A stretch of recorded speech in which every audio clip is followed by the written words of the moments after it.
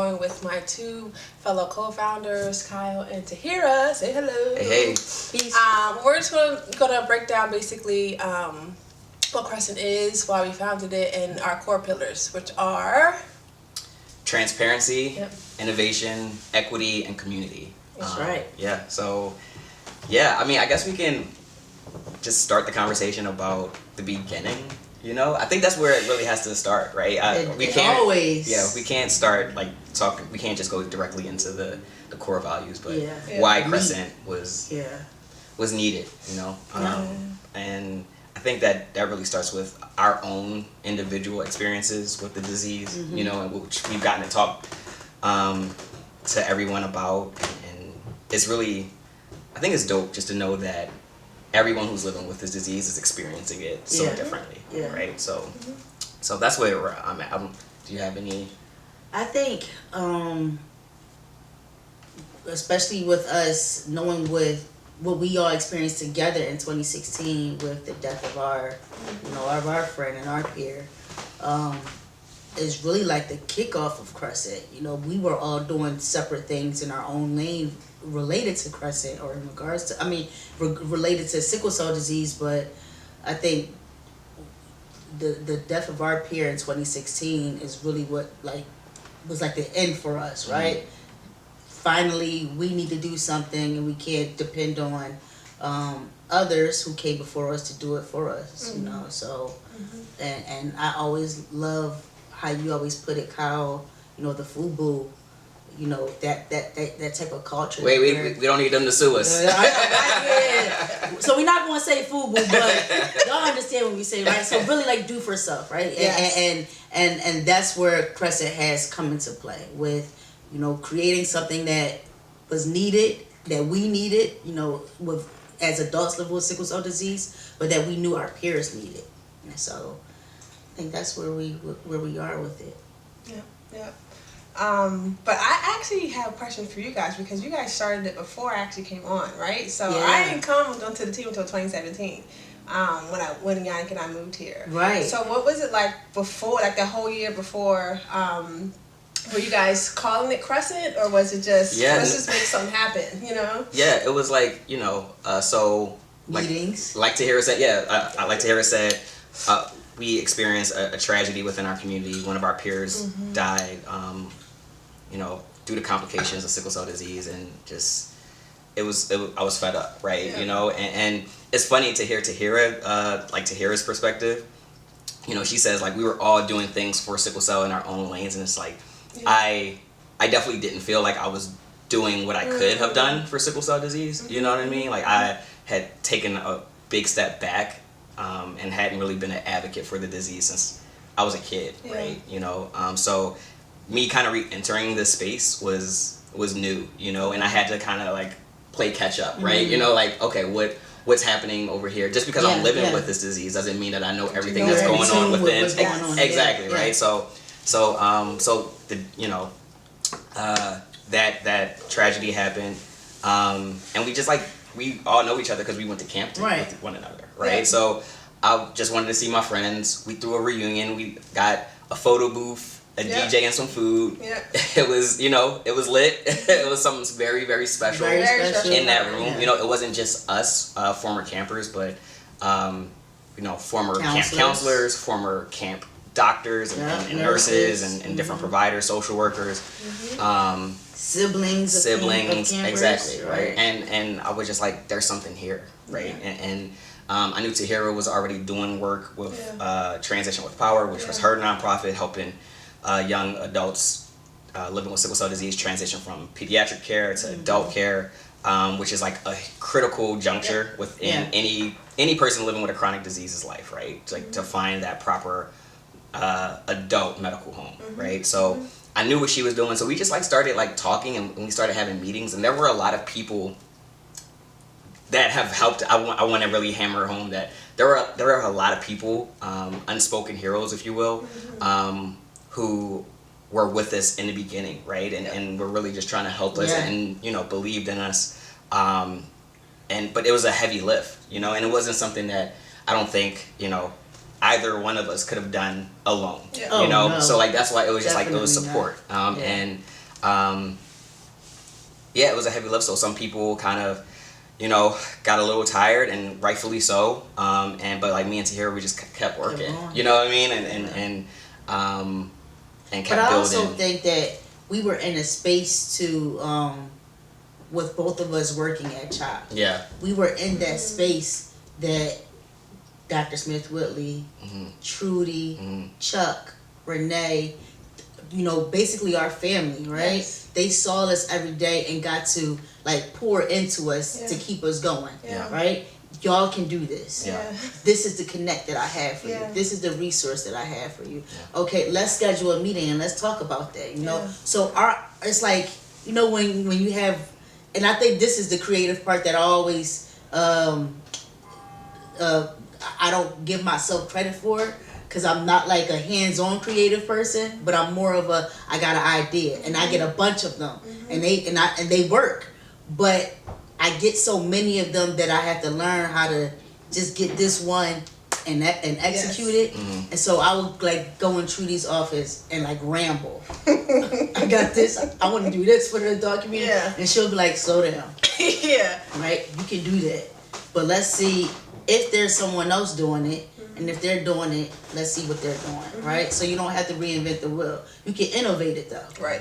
You can make it better. And I love that innovation is one of our core values, because it really just reminds me that we don't have to reinvent the wheel for everything, but we can take someone else's stuff and be like, we can make it right. Like we can do this a little bit better, right? Or this can work for that model. We can tweak it and it can work for our demographic, right? And so that's what I love about having innovation as one of our core values, and us really representing that and having people that support that, right? That support that innovation. And to add on to that is like, so you know, Tahirah and I were working, you know, like having meetings and with other people and stuff like that, just trying to really figure out how to be innovative and to really evaluate just the space. And I was talking to Trudy, and she was just kept saying, you know, like, you need to get Ediomi. No, she kept saying, she was like, you know, you need to meet up with Ediomi. You need to meet up with Ediomi. She did. And I was just like, and you were just telling me about what happened, of course, with our friend that passed away, and the need for there being us in the world, you know, in the sickle cell disease ecosystem, you know what I mean? In our respective lanes too. Like, I'm coming from, in 2008, I started Converse for a Cure. With the sneakers and the artists and like throwing dope events that way. So how do we now meld that all together, you know, and become this three-headed dragon that we are, right? Who called this the trifecta? Someone called this the trifecta. I think that was on our on one of our calls. Or was it Beat a Match call? I think it was Beat a Match. And they were like, "Oh, the trifecta." No, but to go back, I was super nervous. I remember. Really? I remember. I was like, because I wasn't confident at the time of the vision, right? I believed in it, you know, but articulating it to people and really wanting them to like believe in you and get you know so exactly. So I remember, you know, she's sitting right there, and I'm like, I have like my water or whatever, and I'm like telling her like, this is what we want to do, like this is what we can really like blow this thing out the water. And I'm just like, in my back of my head, I'm just hoping that she is believing in us, right? You know what I mean? And so we left that day, and it just felt like that was like a great meeting, but we'll see what happens next. And what happened next is just like a lot of follow-up, you know, because if anyone who knows it, you know, Ediomi, is like, it's going to be a lot of follow-up. You know what I mean? Like, that's what's going to happen. That's so, right. And then things just kind of got started taking off, and, you know, started to get the aesthetic, you know. Right. I always say that, you know, I make the vibes. You know, Tahirah brings the vibes. Ediomi is the vibe, right? So she's as like, you know, vibe took our look like and not even this look. I'm talking about our initial look, right? Our initial branding was even for me like, damn, we about to really set this off. There, right? Like we there. Yep. But talk about when we finally was like, yo, Ed gotta come on, like she gotta be one of us. Yes, I need to know that conversation. Yeah, I honestly, I just remember just the work that was being done, you know, by all three of us, and it just didn't feel right to not have you on as like a co-founder. You know what I mean? We weren't officially a 501c3 yet. Not yet. Nope. We hadn't had any like, you know, real status or solid like foundation, you know, and so we had like the autonomy to be able to say, it's just three of us now. Exactly. You know, instead of two, it's three. Yeah. You know, and it just made sense too because the model is very intentional because we all live with this disease. Yeah. So we all have our moments where we're not feeling well. Yeah, you know, we not our best exactly. selves. You know, and you know, if one goes down and like two are there to support. If two goes down, then no one has to support. Yeah. Right. So it just made the most sense. And I was like, Tahirah, you know, what do you think about having Ediomi as like one of our co-founders? I was like, yes, and it really clicked when we had that meeting with Dr. Mahoney, and when we were introducing ourselves, and Kyle went and he was like, I'm the chief executive officer. Yes. And then I went and I was like, I'm the chief operations officer. And then you went and I was like, that shit don't even sound right. I don't even remember what I said. Yeah, But it didn't make sense. You just introduced introduced yourself, but it wasn't no title, like no, right? So I'm like, so when Kyle said, what, and it was like we were just in tune. What do you think about it? And I was like, yes. Yeah, that actually is the moment. I forgot that. That actually was the moment where it was just like, this doesn't make any sense. It doesn't make any sense. Yeah. It didn't, it was awkward for me, right? To sit there and have all three of us hammering home all of the things that we need for sickle cell disease stats, you know, like everything, our branding, and we're bringing this forth, and Ed is just introducing herself as, you know, the branding person, the director, whatever. Like, and I don't really even know what you said, but it wasn't chief of anything, and so I was like, nah, that gotta change. So when Kyle said it, in my head, I'm like, Dad, you were in my thoughts. Yes. So I that's been like, whenever people ask me this, so how did Crescent, like, why do y'all have three co-founders? I love like telling that it's intentional, right? Because and it makes sense, and we've had that happen where one of us is just not doing so well, like, yo, I gotta check out, right? So y'all gotta handle this. It's a heavy lift. It's a lot of work. It's a heavy lift. And even doing it with it just two people, it still would have been insanely like difficult, honestly. Just because you gotta have the expertise, you know, like, you're really good at being CEO, Kyle. You know what I mean? Like, you have to know that. And Tahirah, you're really good at operations, you know, but who's really like taking care of and owning the website and owning the way that we look, right? we feel, appear, right? Right. You need that. It's that accountability. Yes. Right? You know what I mean? And I think that we wouldn't have that accountability if we didn't care so much about this this mission. You know, our mission and what our values are, and you know, we have these like core values that are like words on our website, right? You know, and but underneath the words are descriptions, because everything that has been poured into this organization. And I think that's like what I get like really hype about, you know, thinking about just the amount of love and care and intentionality and perspective and you know, always asking questions and being evaluative. You know, what does transparency mean? What does innovation mean? What does equity look like? Why community, right? So it's just, I think it was all really destined to be this organization that is not only here to support those living with sickle cell disease, but really just pull in that entire community, you know, and have community be our last core value for a reason, because we realize like that's the base, right? That's the base of our organization. We wouldn't be here without so many, and I can't stress this enough, right? We're super fortunate to have like an incredible board, incredible volunteers who work tirelessly and relentlessly for us. People who have been able to see us grow literally from children to adults, right? And for us to have been on different paths, but to kind of know that we were going to collide 20 years later. Right. Right? It's wild. What's our it was our first, it starts with a K. What is it? Kismet. Fate. Kismet. Yeah. Definitely so, Kismet. Yeah. So, but I mean, I guess one question that I have is like, what is transparency for you? Why is that so necessary for Crescent? I know why it's necessary for me for Crescent, but yeah. Yeah. I think we're at the point, especially in this time of awakening, right? Everybody is becoming, putting out a lot of content and realizing that content is king at this point. If you're not transparent with yourself on why you're doing it, if you're not transparent with your loved ones of why you're doing something, you can't be transparent with your community, which I think is what's missing with a lot of other organizations. Is like they're doing these initiatives and maybe making some waves, but it's now almost like a 360 type of reciprocal. Everybody's not benefiting, right? So I think we need to and have been changing that, right?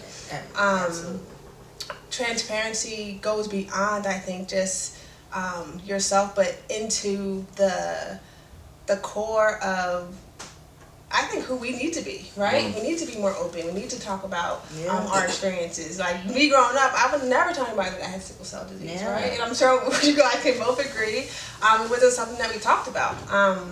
But now I'm actually starting to find my own voice in that, So that's transparency even for myself, right? So it's so many levels. I think that we can talk about, but those are good. I think I want Tahirah to answer too, but you said something that was just like, is so true. I think that all three of us and people who are living with this disease, that are thriving with this disease, are usually very like they have an identity outside of this disease, right? You know what I mean? And sharing my story and like these very personal and tender like moments and stuff like that is like it's sometimes very awkward and uncomfortable and but it's like it's necessary, right? Because it's what has been a key factor in our success, right? And us being able to advocate on administrative levels within like healthcare institutions, right? So I think our identity, us knowing individually who we are, outside of our disease, is something that I get really excited about. Like when I think of Tahirah, I don't think of sickle cell disease. No, I think of like activist, advocate, mother, entrenched within the Muslim community here within Philadelphia, knows everybody, is like, you know what I mean? Like I could keep going on, right? And same with Ediomi, right? It's just like there are all of these descriptors that we have for one another. And then sickle cell disease is just like something that comes along with that too, right? That's exactly how it is. When I think of transparency for me for Crescent, I never wanted us to be just like a phantom nonprofit organization. So, growing up is, and even especially like in my early 20s and getting into philanthropy and really and what it really means, I always like came across these organizations that had a couple programs, but they weren't really, you didn't really know what they were doing, right? So it was like every now and then they did a book bag drive, a coat drive, but like, where are they getting their funding from, right? What is their mission? Are they following their mission? I didn't want Crescent just to be a organization, a nonprofit on paper, right? I wanted programming is so key into helping our community, which is one of our core values. But you have to have some type of programming that can be evaluated from others, and especially in terms of receiving more funding to sustain those programs and to sustain your organization. And so transparency for me was just, I didn't want us to be a phantom organization on paper that's a nonprofit, but in real life we're not doing anything. We're not supporting our community. We don't have any real sustainability or sustainable programming initiatives. And that's where transparency meant for me. 100%. No, we needed to be authentic honest. And honest. Exactly. We needed to be honest. And I think not having that made us want it even more. Yeah. Right. You know, all of these values. I mean, same with like innovation. Yeah. Right. You know, and specifically the time that we're in. It's just like it, like you said. We hit the scene right on the right time. I know. Timing is everything. Timing is everything. Right? From a marketing perspective, like it's the 4 P's: product positioning, pricing, and then promotion. Like where are you fitting in the market? Is your timing right? Right? Yeah. For us, I think we nailed it. Nailed it. But like, whatever thoughts on innovation? Oh man, I mean, innovation comes to me in so many different levels. It's like who you partnering with, strategic partnerships. Like we have Balboa, we have, you know, Danielle Tin who's doing calligraphy. We have, you know, Indy who's doing, you know, men's styling. Like, I think that goes beyond, you know, speaking of Indy, the I got innovation that we're message. looking for. What do you say? Not from Indy, from a friend of Indy's. Okay. Who's actually my friend, who I sent our stuff to. Yeah. Like, yo, I need you to donate. Yeah. And he never responded. Yeah. And then last night I'm coming back from the farm and he's like, yo, I didn't know y'all knew any. he just was telling me he was doing something with sickle cell and Crescent. He's like, I know Crescent. That's my homie nonprofit. He's like, so I'm down. What you need me to do? So I cussed him out slightly. Go ahead and donate. Like, I want you to donate, but I told you about what we were doing before you even heard of Indy, before you even knew that Indy was doing a video for us or anything, and now you want to get down. I love it though, and I'm gonna be really patient with our people because I love you. But yes, get down, come on board. So and Paul's amazing. I don't know I don't know. T, your brother knows Paul. Paul Beckles. He was a camp counselor at Dragonfly. Okay. And he was in sports. He was in charge of sports and rec. So, but now he's like within the NBA, and he does all their marketing and stuff for the NBA. Any events I had in the past, and I needed like tickets for to like raffle off. Paul was my go-to. That was my connect. So when I said wait till I tell Kyle and Ed about how Annie just made a full circle with my friend. And that's the way. And that's the innovation, right? Like the partnerships and all of that, right? It's just like and also just to be transparent. These are Ediomi's friends. Like we're not. I'm not that cool. Like I'm not like that. I know my strengths and my weaknesses. Coolness is like it's a little lower. Like not that much lower. Not that much lower than Ediomi's, but like just a But no, for sure. Yeah. That's good. But I think that who you partner with really plays a major hand in how innovative you can be. Right. And that's that. Yeah. For sure. I agree. My favorite core value. Equity. No, for sure. This is like it's right on time. Because Equity's right on time. We just know that sickle cell disease has just been overlooked, underfunded, unrecognized. Just it is stigmatized. All those disparities, right? And we're just tired of not having that equitable level of access when it comes to our healthcare, right? And when it comes to even treatment options, right? We had one drug on the market for 20 years. So like from 1999 to 2019, right? That wasn't even specifically for sickle cell disease. That wasn't specifically for sickle cell disease. It's called hydroxyurea.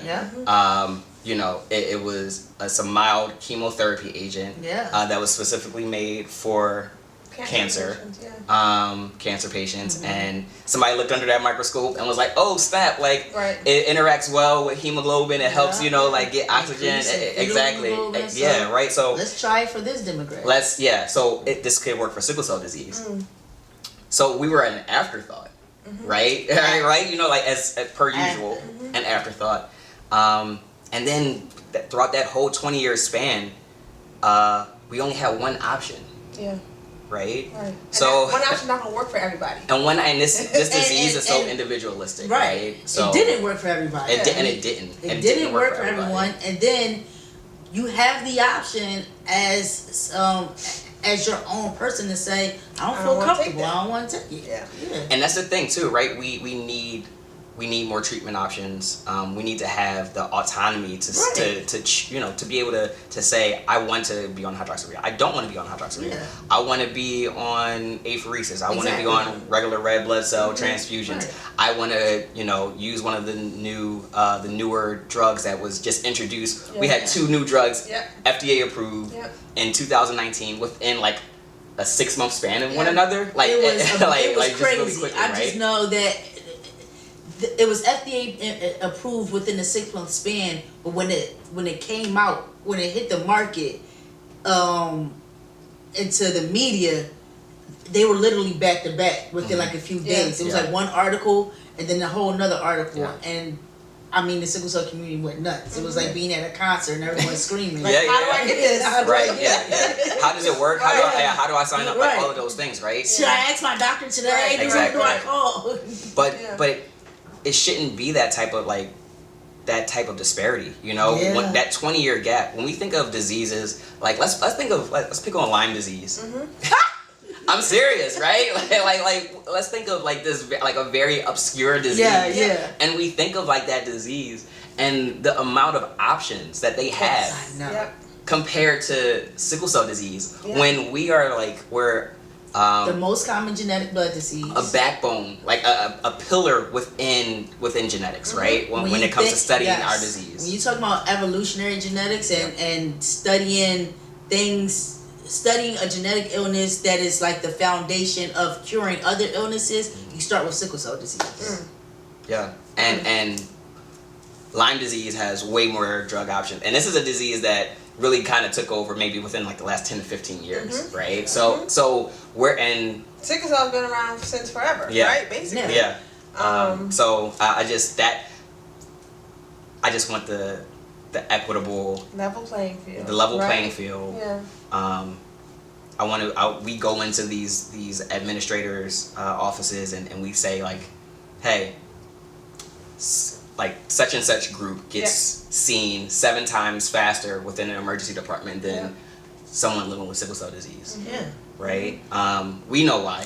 We know. We know that there's stigma, that there's labels placed on us as drug seekers, as malingerers, and we're faking our pain. We don't really need these these opioids that were given to us by these practitioners as a treatment of our symptom of our disease, right? Not even treating our disease. No, just treating the pain.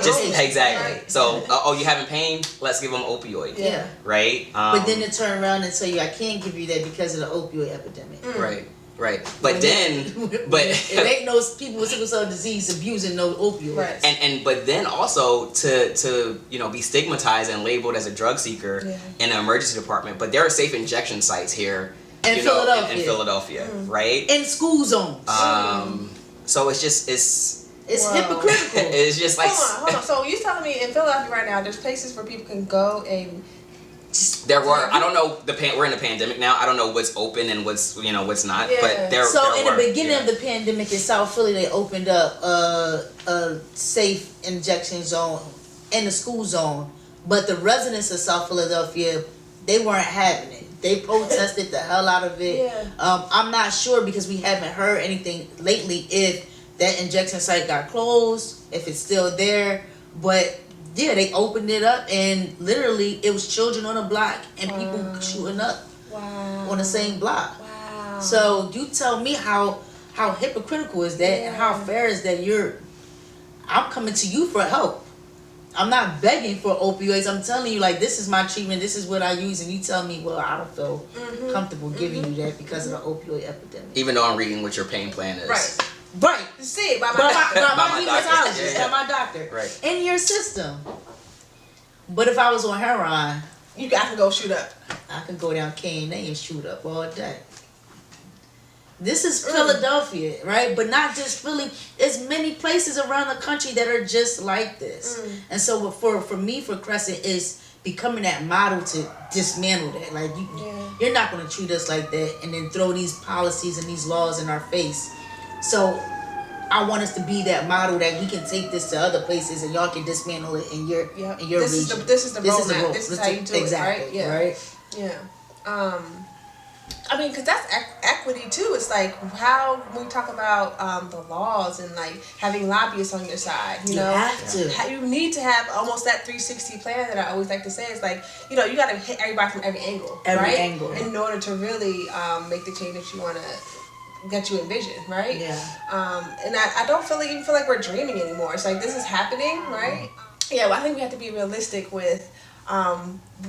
Equity on all the levels, right? Mm-hmm. Not just in the healthcare system, but you know, in the policymakers world, in insurance world, in schooling, and you know, every single place that you can find someone who has sickle cell, there needs to be level playing field, right? I'm glad you brought up schooling and education. I just 2 days ago I had to help a family who were their 504 plan was being denied because of virtual learning. Can you tell everybody what's a 504? So a 504 plan is the code in education for a type of document that you will ask for, or you will advocate for yourself or for your child to have if you're in need of any type of additional learning resources or different things in the classroom to make your education experience a lot easier and beneficial to that child. So for instance, when I was younger, I had a 504 plan, and in particular what my father stated that I needed was to have water at my desk, or access to water whenever I needed it, more frequent bathroom breaks, a sweater or a jacket in the classroom in case I felt the need that I was chilly or cold. And I also in my 504 plan, it was stated that I needed additional time for testing or additional tutoring for certain subjects. And so as a parent, this is how you advocate for your child. But not many parents know that they can, you could call for this document. You can ask for this document. And so what's happening now in the pandemic with our families many families already have a 504 plan, but for in-school learning. And so now this is how the system becomes wicked in some ways, and they're saying, you don't need that 504 plan since you're at home, virtual learning. And so parents are, basically begging to differ because they know their child, and because we know that sickle cell disease is very individualistic. There may be times where, my child is just not energy-wise able to sit in a chair and, physically sit in a chair and look at a computer, all morning, but they can have the computer near them while they're laying in bed and turn off the camera and still participate and, and pay attention, right? These are options that they should be able to have. Or we're even seeing where certain teachers, they don't want want the students to have any snacks or to have any water at home in their space. I'll be at that door like, hold on. Yeah. Right, or just even the additional time off the computer, to have a professional come into the home and work with that child, so that way they know that they're staying on task, they're not falling behind, because virtual learning is just very different. There are a host of examples as to why a 504 plan should still be in place and needed even within virtual learning. And so advocating for our families to keep that was my task this past week. And it took a lot of phone calls and some different writing of letters or emails, but that child has a 504. Their 504 is still standing even during virtual learning. So that was just, I brought that up. I can't remember why I brought that up. Because so equity, right? Oh yeah, right. But equity and education, right? So across the board, like Ediomi was saying, that's what we need. In every space that there's a person living with sickle cell disease, there should be equity and employment. Yeah. Right. 100%. It's just it's so much, right? It's a lot. And I think that we're really good. We have this motto, which is stay in your lane. We stay in our own lanes, right? We know what our strengths are. We know what we need a little more support in those terms. But I think Crescent as an organization's job is to stay in our lane and to focus on where can we make the biggest impact in terms of this fight for equity. Yeah. You know, because there's so, it's like, do I want to go to education? Do I want to go with, like, for those living with sickle cell, or do I want to go to healthcare, or do I want to go, you know, there are so many different areas that we could focus on. But as long as, like, we stay, you know, very intentional and strategic and stay in our lane, we'll be able to see the results that we want. Yes. Right. So yeah. I mean, and last is community. You know, it's the base, the backbone of Crescent. What are y'all thinking? I mean, I come to anything with that almost in the forefront of like, how is this going to benefit not only me but like my sister, you know, my family, you know, their extended family. We can't do anything without it. They are the reason why we do it, you know. Of course, I have my selfish reasons of like, okay, I just know sickle cell deserves so much more. Because I live with it, but there's so many people who are in situations that don't have the voice that I have, that don't have the opportunities that I have. So putting them sort of on the pedestal, you know, is, I think, what community is all about, you know. I think, you know, for me, there's so many, and you kind of touched on this, Ediomi, there's so many of our peers who are really going through it, you know, with living with sickle cell disease. They're not able to maintain employment, have careers, you know, they had to cut college short because of the many complications that they deal with or experience with living with sickle cell disease. And so I want Crescent to be able to support them. So when it comes to people reaching out to them to ask their story, they should be compensated. And Crescent should be the ones that advocates for them to be compensated. You gotta cut the check, right? But not just compensated, like compensated appropriately for their story, right? For their very personal story. Their personal story, their journey. If you're paying someone in your company as a vendor big bucks, and you're cutting thousands. This is the same way. Like, it shouldn't be $50, $100. That's what you're giving me for my story. For you to not only write about it and then make money off of it and not get no recourse, like nothing back. And that is so unfair. But it just speaks to the fabric of this country of when it comes to.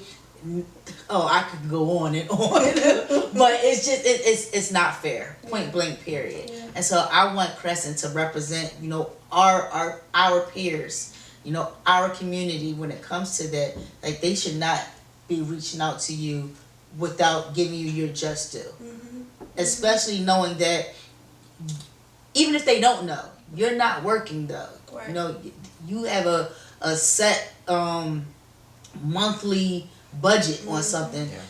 You should be getting additional money for speaking on radio shows and speaking to pharmaceutical companies. It's not fair. And a lot of that also is like having to re-educate ourselves of like what our worth is, right? Because and not just being excited to be I'm featured and put on my Instagram. No, there should be you should be able to scale that in so many different ways, right? And you can't ask me for my story. My story is too crazy. I'm not gonna bare my soul without you understanding what that really means, right? And I think we have to educate ourselves in regards to like what our true value is, and I think that's what Crescent is here to do as well, right? No, for sure. I think that community is just like it's everything, you know. And I think that this journey in us being able to form Crescent has just shown me that. Like we say, it's not just those living with sickle cell, those who are caregivers of those living with sickle cell, those who are in the healthcare profession. No, it's our the children of those who have sickle cell. Exactly, right? Yeah. So, but it's also, you know, the family who owns the mom and pop store like on the corner, right? You know, and what are their entry points in terms of this disease, you know, and recognizing that people want to help. You know, they do. But they can't help if they don't understand. Right. So it's our job to educate. You know, we have our Strive for 100,000 campaign going on right now. It's one of the cores of that is 100,000 educated. Right. You know, and it's like 100,000 educated, and we mean it. Right. We really want people to understand the complexities of this disease and how it impacts individuals living with it. Yeah. Right? And once they understand, once they're educated, now they're a part of our communities. Yeah. Right? You know, like they are like, they understand, they know, they can advocate on our behalf, they can help someone else understand. Yeah. And then it becomes like, you know, a network, right? You know, and it's just been really beautiful to watch allies, you know, and just really take a vested interest in our disease, to see how they're impacted by it, to want to know how they can help. It's been really cool, and you know, we started out with this community, this one random evening with our peers who we hadn't seen, you know, who we used to go to camp with, and there was a community there, and it just made sense for that to be the base of what our organization is. And it's just been really cool to have our community grow, to watch it expand, and to have just people understand sickle cell disease at a higher level, right? Because I'm still learning, you know, like I'm still learning about. All of us are. Yeah, so it's just to be able to be like, oh, I'm one of the 100,000 educated, right? You know, I'm including myself in that too, because there's just so much for when it comes to this disease, and that we can always just kind of continue to understand and to know and to grow. But yeah, so I mean, those are our core values. I wanted to do some rapid fire. Okay. Let's go. I think we have how are we doing on time? Good. Good. And that card is brand new, so you should be good. All right. So what are you most proud of? You know, what are you most proud of for Crescent being involved with or doing? Creating a community health worker program. Only because I haven't seen that outside of the hospital institutions within a nonprofit space when it comes to sickle cell disease. And I feel like that program for us, that's going to be our program that reaches directly to the patient, directly to, you know, the population that needs the support the most. Outside of educating and awareness, that program is how we assist those navigating throughout this of healthcare, right? Navigating healthcare, navigating insurance, ensure that they're getting compassionate care, ensure that they're getting equitable care. That program can be evaluated, and all of those things can be evaluated. So that's what I'm really proud of. I'm really proud that, you know, we don't have a lot of funding for it, but it'll come because just like anything that we've been doing, we work hard and we make it the best, the money will come. But I'm really proud that we made that one of our top 3 initiatives. And I see it really blossoming into something that's like totally unreal and innovative. For sure. Amazing.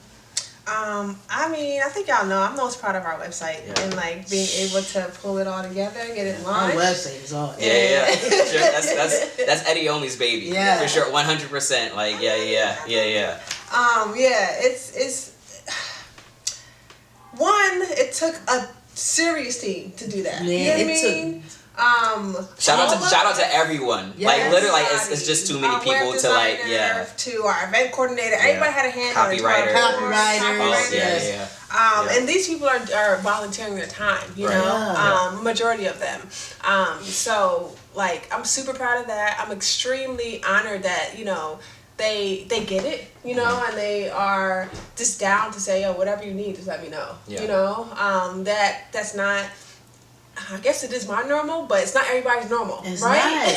It's not. No, talk about that, because I find that sometimes in our space, within like us, those that look like us, we find it hard just to give back without needing anything like reciprocated, like just on a term of let's just do it for the love, right? And so to have like a whole squad of people like, how can I help? How can I be down? What y'all need? All right. Yeah, I was saying, like, it just feels good to have all that support, from people who just really wanted to help and genuinely just have a heart to do it. So that's just, like, an example of, like, what we're about to do or, like, how this is about to grow. Like, come on, world, let's go, you know? Let's get it. No, Let's for get sure. it. Yeah. For sure. Yep. I mean, really quickly, I'm most proud of just the need, right? You know, and knowing that we're able to help that need, you know, and to see like the outpouring of people saying thank you. Yeah. You know, like, thank you so much. We need this, you know, and it's not just those who are living with this disease. No. It's like people who, are in the healthcare system, you know, nurses and, you know, just being so grateful for a huge gap, something that's been missing, you know, because we are really focused on adulthood. Yeah. You know, like the healthcare system just was really trying to get those living with sickle cell disease, children, to become adults, but like they didn't factor in what our healthcare will look like when we're adults. Yeah. And it was just like a lapse, you know, and yeah, so just the need and people just really being receptive and knowing that it's definitely a just cause. It's definitely a just cause. Any rapid fire? What are your rapid? I know Ediomi has a question. I know she does. I guess, where do you see us in like 5 years? Yeah. I want us to have our sickle cell center. Yes. In 5 years, I want us to have a state-of-the-art sickle cell center, complete with the works. Yeah. When, oh gosh, her name was it just left my head. But when the doctor asked us what's our wildest dream, and we told her that we wanted a comprehensive adult and I was like, that is our wildest dream. Like, why can't we? Why can't Crescent have that? Everyone else has a specialized center. Why can't sickle cell have that? We don't need it. I see the why we've always been connected with huge institutions, but that doesn't mean that we can't partner with those institutions, but still be standalone, right? And this is our ED. This is our infusion center. These are where we do our programming. This is where Crescent lives, right? As an organization, this is our entity now, and that's where I see us. We need a sickle cell center, and I don't want anyone to talk us out of it, you know, with saying, well, they're doing it now, so let's just work with them. It's like, so they're doing it, but it doesn't mean that we still can't have one. We still don't need one. So that's where I see it. And like, even if they're doing it, it's not going to be the way we do it. Right. And that's the whole like, point. It's the like, vibe has to be right? You know? And I feel like we just put soul into everything, so why not bring that to our center? So that's 5 years grateful that it would happen. I think Tahirah hit it on the head. Definitely a sickle cell center. I also just think about how fractured the sickle cell community is, and you know, everybody's just working in their own silos. And this isn't 5 years, right? This is like a longer gameplay, right? 20 years. So I'm thinking a little further out in terms of that, but hopefully Crescent just really providing, just being a lighthouse, you know, for other community-based organizations and for us to assist them, you know, and provide true leadership within this space, right? Because I think that's something that is missing. It's missing. You know, and it's clear. You can see that it's missing, and you know, I used to say, like, I don't know if Crescent can provide that leadership, but I do know. We can provide that leadership, right? And it's kind of like proof of theory, right? We said it earlier. I think someone was like, what we're doing right now is the blueprint.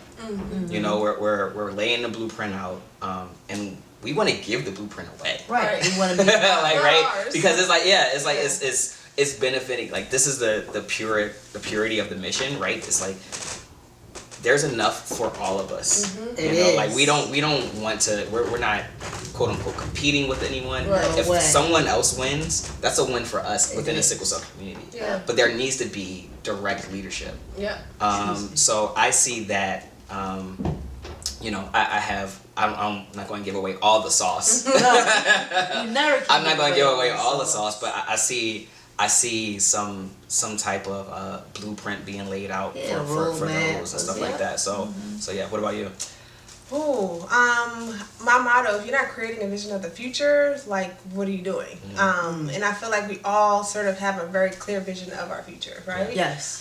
So that 5 years to me looks like, yes, having an actual physical location, a physical space where we can do, you know, have our other individuals living with sickle cell disease, their doctors, their treatment plans. You know, we're having our yoga, we're having our, you know, my brother coming to do workout sessions, meditation, whatever it is, whatever you are interested in. But also, like, we're doing our own research. You know, we're really documenting and being that beacon of, like, data collection. Yes. You know, because nobody's doing that right now. There's an opportunity to, I think, really explore, like, alternate treatment modalities and document them, you know, with professionals. So that's something I'm very excited about. Yeah. Yeah. I'm so glad you brought up data collection. Yeah. That's like.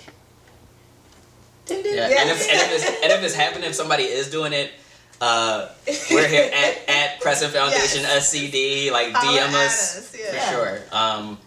Any questions? Do you have a question? A question.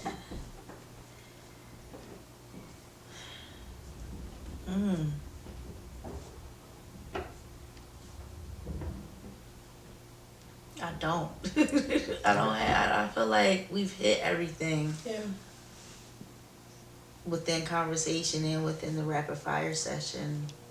I don't have anything to give to y'all. Yeah, no, that's fine. That's fine. I mean, like, I just think that this month, this being like Crescent Foundation's coming out party. You know what I mean? It's not how we planned it to be. No, it was a big pivot. like a big pivot, like, you know, due to the pandemic, but it's just, it feels like it's way better than what we had initially planned, you know, and it's very interesting to see how, you know, how things align and work out, and we're able just to be able to have this campaign and to really spread way more awareness than we would have been able to do with one event in like Philadelphia. You know what I mean? Like, just this, you know. Yeah. So, but it's been cool. I think that's because each week we feel like it's a party. Right. I feel It's like something each new week happening. it's like something new is happening. We build up the hype, then the event is here. We're super hyped, and then we're a little tired, and then we build it up again. So that's why it's like, to me it's much better, because that one event would have been our hype, and then it would have been it, and we just would have been trying to, like, push our campaign throughout the rest of the month. Right. However we would have been doing it. With this virtual, you know, pivot, each week we have a dope hype event. The next week we have another one, and the next week. So it's like, I feel like I'm going to parties every week. Yeah. I like that. It's a party every week. It's a party every week. September's a long month. It's a long month, right? Ask me how I know. When you did that calendar, Right. when you did that calendar, you was like, "Oh, it's 5 weeks." Yeah. I was like, "Dang, this is a 5 weeker." It's a 5 weeker. Yeah. Awesome. Okay. This is a great conversation. I think it was dope. Yeah. Thank you guys for coming over. I just hope that what we all said here, like, continues to sort of spread like wildfire, right? It continues to create those ripples and those waves and become the ultimate ocean that we envision, right? So I think that's it. We'll wrap it up. Thank you guys for tuning in. We're super excited. I know we got to plug something. So we have our Strive for 100K campaign happening now. Hit that link in our bio to donate. We have a Thrive party with DJ Nana coming up this week, and What else? We have our equity panel. That'll probably. Town hall. Yeah. I think that probably. You can check those out on our YouTube pages and our social medias. That's probably already filmed and it is up and running. But yeah, those are going to be great conversations and just good information to have. Yep. So check out our YouTube page and just holler at us. If you have any ideas, any thoughts, we love and welcome them. Yeah. Bye, guys. See y'all. Peace.